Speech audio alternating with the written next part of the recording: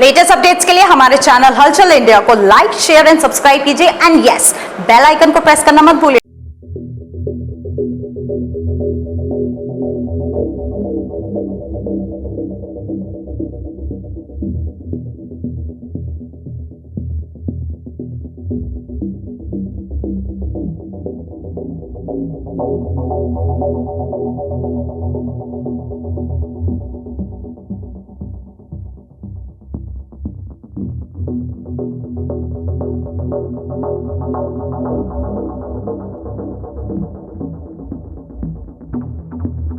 जिला अधिकारी कार्यालय पर करीब सैकड़ों भारतीय किसान यूनियन के कार्यकर्ता अपनी मांग को लेकर आए हैं, जहां पर वो कुछ घोटाले की बात कर रहे हैं कि बड़ा घोटाला इस वक्त हो रहा है। और वो घोटाला क्या है, भारतीय किसान यूनियन के कार्यकर्ताओं से ही जानेंगे। सर, किस घोटाले को लेकर आज यहाँ पर आप अपनी मांगों के साथ आए हैं? उत्तर प्रदेश सरकार द्वारा माननीय मुख्यमंत्री योगी आदित्यनाथ द्वारा एक योजना चलाई गई थी जो किसान और मजदूर के हित में थी। उस योजना का उद्देश्य था एक मजदूर किसान की बच्ची का विवाह हो सके। उस योजना का नाम था सामूहिक विवाह योजना।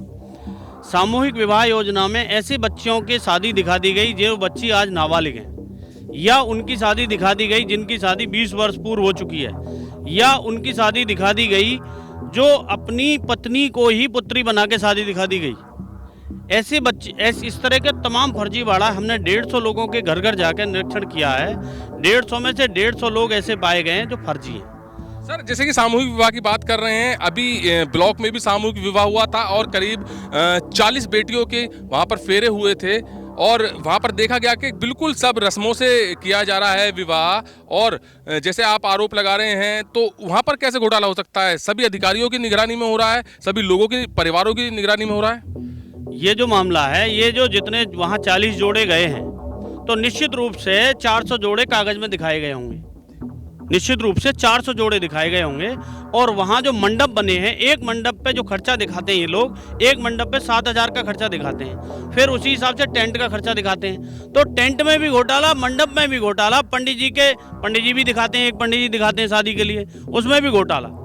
करीब 50,000 के करीब की जो धनराशि मिलती है एक कन्या के विवाह में, तो वो जो टेंट वगैरह की बात बता रहे हैं उसमें खाने का भी होता है और कुछ दहेज का सामान भी होता है। जैसे कि परिवार को, जैसे एक परिवार, शादीशुदा परिवार के लिए सामान की जरूरत होती है। ये 2-3 तरह की योजना है। एक में 54,000 रुपये मिलता है, एक में 75,000 रुपये मिलता है। इसमें जो ये मामला है, इसमें 75,000 रुपये मिलता है। एक अनुदान राशि जो मिलती है 75,000 रुपये मिलती है। इसमें 7,000 रुपये मंडप का काट लिया जाता है और टेंट का काट लिया जाता है और 10,000 रुपये दहेज का जो अतिरिक्त सामान दिया जाता है वो काट लिया जाता है। आप जैसे कह रहे हैं कि आपने सर्वे किया है, घोटाला किस तरह से मिला है, किस तरह से सर्वे किया है आपने? हमने गांव-गांव जाके सर्वे किया है और गांव-गांव में ये पता चला है कि हम जिस बेटी के घर पे पहुंचे कि आपकी बेटी की शादी कब हुई, तो उन्होंने बताया हमारी बेटी की शादी तो 22 साल पहले हो चुकी, हमारी बेटी पे तो 4 बच्चे हैं।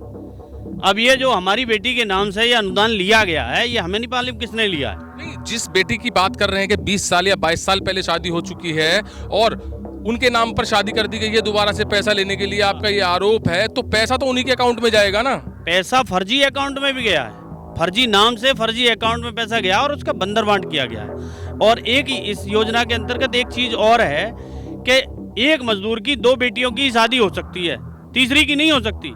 लेकिन इसमें क्या हुआ है कि 2 पत्नी के नाम से 2 बेटी की शादी हो गई, 2 पति के नाम से, वही बेटी पति की, वही बेटी पत्नी की। तो आप सब बोल रहे हैं, आपके पास प्रूफ है ये सब? सारे प्रूफ है मेरे पास। मैं श्रम आयुक्त जो वो हैं, उप श्रम आयुक्त गाजियाबाद, उप श्रम आयुक्त गाजियाबाद रवि श्रीवास्तव जी, उनकी छत्र छाया में ये सारा मामला हुआ है। उनकी छत्र छाया में ये बिना उनके अनुमोदन के इसका पैसा रिलीज नहीं होता। उनका निर्देश था कि मुझे इस सामूहिक विवाह में, उनका एक टारगेट होता था कि इस टारगेट में मुझे इतना पैसा चाहिए। जिस तरह से ये आपके पास लिस्ट है, क्या ये सरकारी लिस्ट है? जी, ये मैंने बनाई है खुद, ये लिस्ट ये गांव-गांव जाके हमने बनाई है। ये पंजीकरण संख्या जो है ये सरकारी नंबर है। ये पंजीयन जो है, ये मजदूर का पंजीयन। जो 57 साल की महिला की ये आपने लिख रखे है कि विवाह हुआ है, ये क्या पूरा मामला है? एक महिला है जिसके पति की उम्र 52 साल है और पत्नी की उम्र 50 वर्ष है। उसका सामूहिक विवाह में विवाह दिखा दिया गया।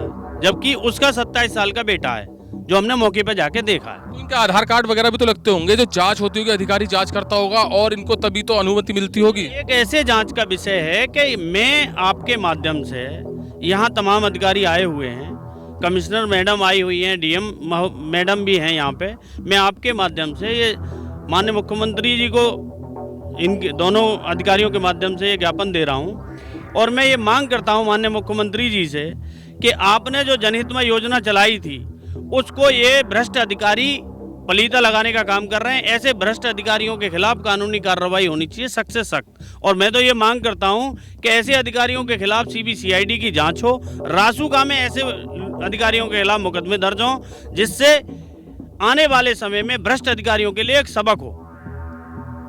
तो यहाँ पर भारतीय किसान यूनियन के सभी कार्यकर्ता ये कह रहे हैं कि मुख्यमंत्री सामूहिक विवाह योजना के तहत बहुत बड़ा फ्रॉड हो रहा है, आरोप लगा रहे हैं कि घोटाला हो रहा है।